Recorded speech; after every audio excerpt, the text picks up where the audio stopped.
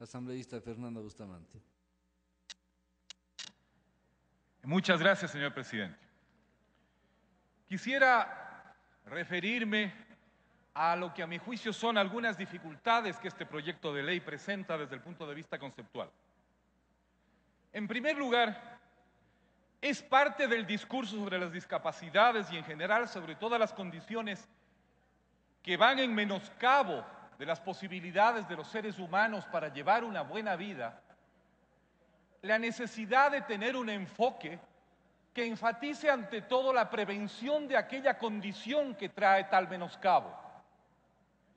Sería deseable, por lo tanto, que una ley de discapacidades fuera ante todo una ley orientada a buscar de qué manera minimizar los riesgos de que las personas puedan verse afectadas por estas situaciones.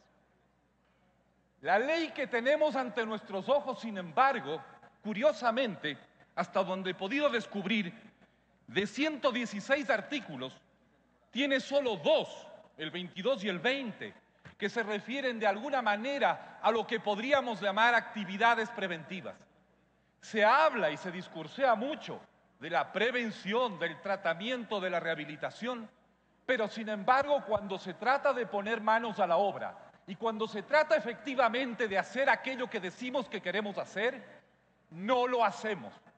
El enorme peso de esta ley está dedicada a ver de qué manera paliamos o hacemos más tolerable la condición de aquellas personas que por desdicha sufren alguna condición discapacitante o una discapacitación permanente. Pero aún suponiendo lo que no es verdad, que en esta ley exista un énfasis en la prevención o en la protección de las comunidades y de las personas ante factores ambientales y genéticos que conducen a la discapacidad, me pregunto si es que ese enfoque es seguido consecuentemente. Supongamos que esta ley tuviera ese propósito. Su orientación entonces sería ¿cuál? ¿Cuál sería su éxito? ¿Cuál sería su logro máximo? Que a lo largo de las generaciones y de los años sean cada vez más personas víctimas de estas condiciones. Que tengamos una reducción de la proporción de las personas que sufren de estos padecimientos. Lo que tenemos, sin embargo, es que la ley está armada de tal manera que presume una población discapacitada al menos constante en su dimensión y magnitud. Pruebas al canto. El establecimiento de la cuota de 4% de empleo en las empresas para personas calificadas como discapacitadas. ¿De dónde sale ese 4%? Presumo, quiero creer, que ese 4% es el resultado de algún análisis que indica cuál es la prevalencia de condiciones discapacitantes serias en la población.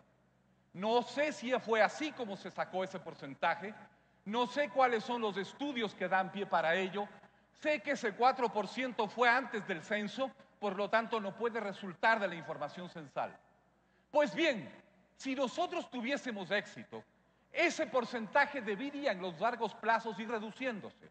Y por lo tanto, debería ser el caso que en el largo plazo, y entiendo que esta ley es para el largo plazo, como la gran mayoría de las leyes que debemos hacer en esta asamblea, o sea, no podemos estar legislando para las condiciones presentes, sino para aquellas que han de sobrevenir, es de suponer que veremos con fortuna, si nuestros propósitos tienen éxito, una reducción de ese porcentaje. Y ojalá así sea. Y sería de hacer votos para que así se logre. Pero entonces el porcentaje del 4% ya no será pertinente. Vamos a tener una subpoblación cuando las empresas tendrían que seguir buscando personas discapacitadas para poder cumplir su cuota. A mi juicio, esto va a llevar a dos problemas.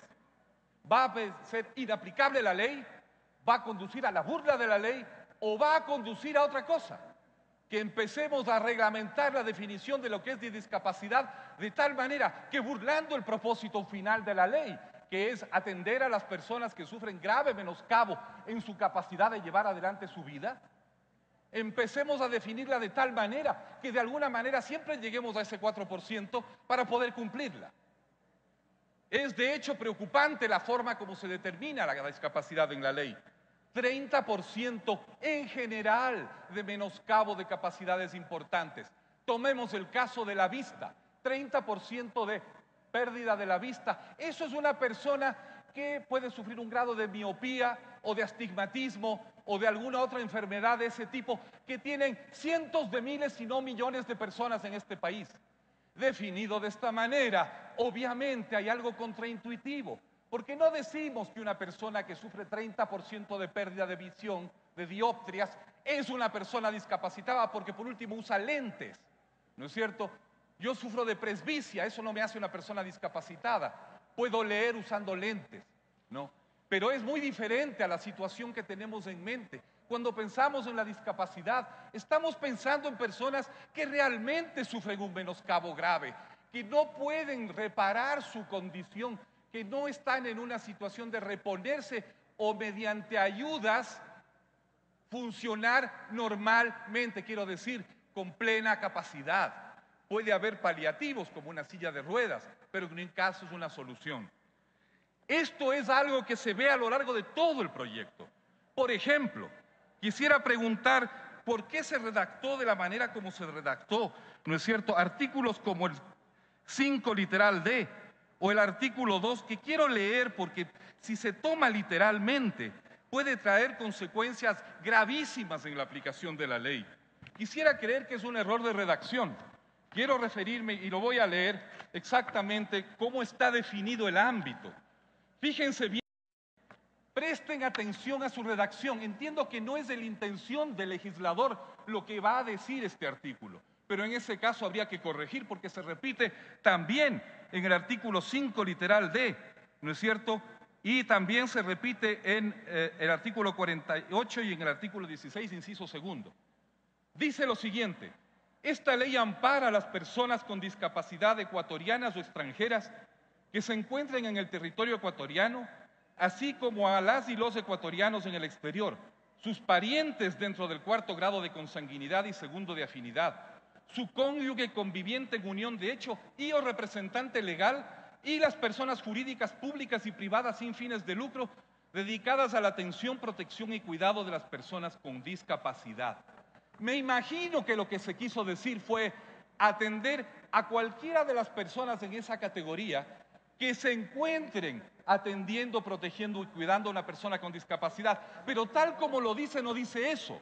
Fíjense bien, dice a todos los parientes en los grados de consanguinidad y afinidad que he mencionado, o, presten atención, ¿no es cierto?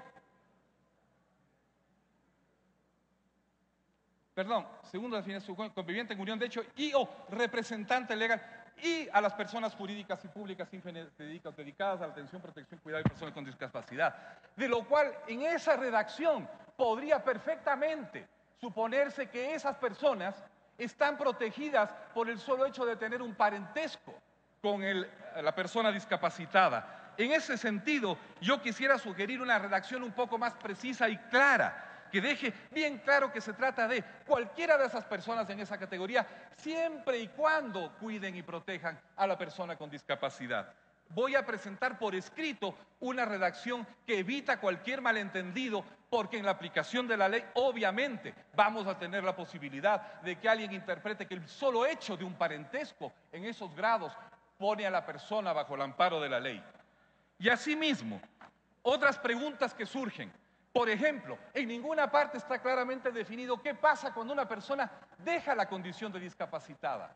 Porque puede ocurrir. El otro día conocí un joven que ha perdido el 80% de la vista, pero tiene expectativas de recuperarla con una operación de trasplante de córnea. Supóngase que el trasplante se realiza, ojalá, y tiene éxito y la persona recupera una gran parte de su capacidad visual. ¿Dónde está el mecanismo que hace imperativo y necesario que esa persona sea, perdón, un minuto, sea recalificada? No encuentro precisión. Voy a sugerir también una redacción que deje bien claro eso, ¿no? Porque si no podríamos encontrarnos en situaciones tales que haya personas que ojalá, y bendito sea, salgan de esa condición, recuperen la vista, sus capacidades, pero conocemos cómo es la cosa, podrían seguir recibiendo los beneficios puesto que no hay un procedimiento claro de salida de la condición. Y lo que queremos es que la gente no entre a la condición de discapacidad y que la gente ojalá salga de la condición de discapacidad. No queremos una situación en la cual quedarse en una condición de discapacidad tenga mecanismos que de alguna manera consoliden esa situación o generen incentivos para consolidar esa situación. No tengo más tiempo, pero sí quiero decir una Concluya su última tiempo, cosa. asambleísta. Solamente quiero decir una cosa, recordar que la acción afirmativa en toda la doctrina jurídica del mundo es acción temporal hasta que se corrijan aquellas condiciones que llevan a la desigualdad. Y una de las condiciones que llevan a la desigualdad es precisamente la condición de discapacitado o discapacitada. Tenemos que poner mucho más énfasis y fuerza en ver cómo hacemos que la gente no entre y que la gente sí salga de esa condición. Más que tratar de hacerla, aunque también debemos hacerla y ciertamente buena parte del proyecto lo hace, más tolerable, más vivible, más cercana al buen vivir.